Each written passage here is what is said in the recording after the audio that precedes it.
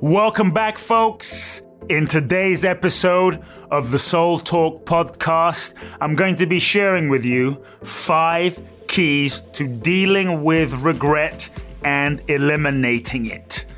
That's right, the 5 keys to deal with regret. Bottom line, regret is a killer.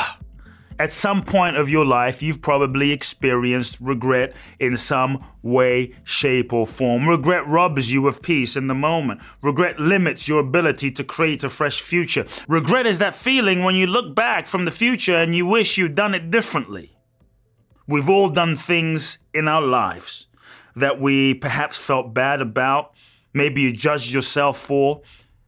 Whether it was, let's say, a bad relationship choice, the way you spoke to someone, the way you were with your kids or weren't with your kids, the way you were as a son or a daughter, the way you handled a breakup, maybe unwise financial decision that you made.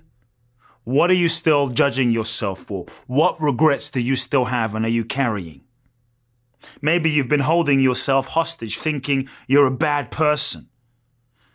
Maybe there's something that you did that you're judging yourself so deeply, and maybe you're feeling like God will never forgive you. God is judging you for it.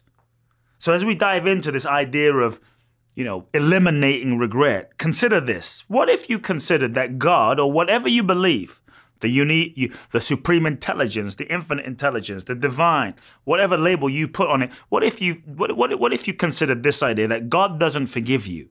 Let me repeat, God does not forgive because God never judged you.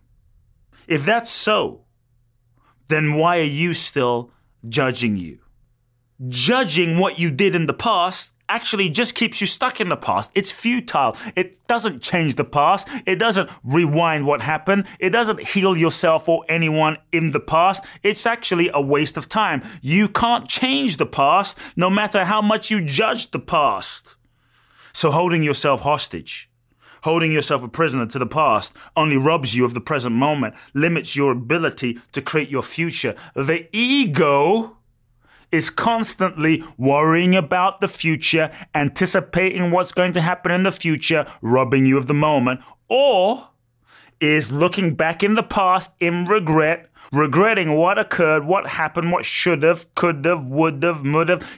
This is the nature of the ego, to do whatever it takes to keep you out of the present moment. Because really, if you are in the present moment, you begin to experience a sense of peace. Folks, you're human. We are human. And as humans in this human experience, incarnation, it's inevitable that you will make mistakes. It's just part of life. And I say mistakes in quotation marks because I don't ultimately see anything as a mistake. Everything is a learning opportunity, and your soul incarnated into this planet as a human being, ultimately to grow and evolve. If you're meant to do it perfectly, never make any mistakes, there'd be no use for you to incarnate as a human being in this planet. You would have stayed in the heavens somewhere. What's the point of coming down? And the way you grow in this lifetime is through experiences and relationships and lessons. And part of that is you're going to screw up.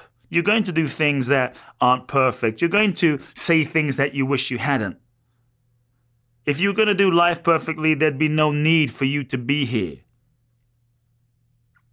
So if you've been thinking or focusing on all the mistakes that you made, recognize that they were simply learning moments that your soul needed to go through in order to become more of who you really are. Judging yourself is a waste of time. Doesn't change what happened in the past. And rather than wallow in the judgment, learn the lesson. Look back. It's okay to look back, so long as you're learning the lesson.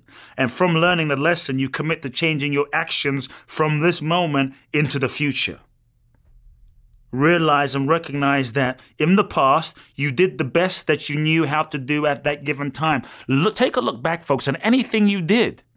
Likely what you did, underlying your behavior that you might regret in this moment was probably a positive intention. By positive intention, I mean likely what you were seeking to get by doing what you did, that even though you currently regret, in that moment, what you were seeking to get by taking that action, there was something positive underlying. Maybe by lying, you were trying to protect yourself, and by protecting yourself, you were trying to get love and validation and approval so you could feel whole and complete. So ultimately, your positive intention was to be whole and complete.